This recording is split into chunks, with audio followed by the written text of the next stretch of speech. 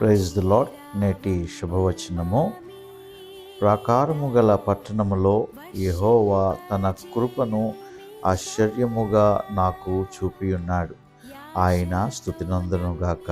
హల్లెలూయా. కీర్తనలు 31 అధ్యాయము 21వ వచనము.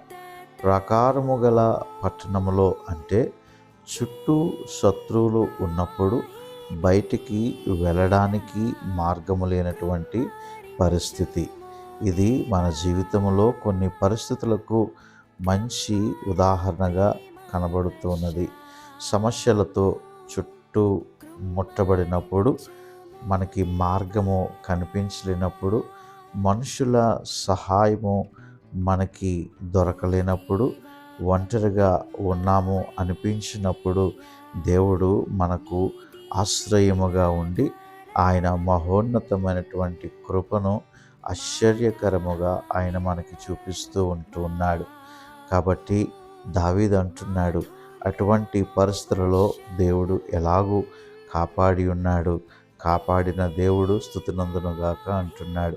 కష్టాలు మనలను చుట్టుముట్టినా దేవుని కృప మనలను ఎప్పుడూ చుట్టుముట్టే ఉంటున్నది. మార్గము కనిపించిన సమయంలో కూడా దేవుడు పనిచేస్తున్నాడని మనము నమ్మాలి. మనము చూడలేని చోట కూడా ఆయన కృప పనిచేస్తూనే ఉంటున్నది. ఆయన దారులు తెరుస్తాడు. God bless you. ధైర్యముగా ఉండండి.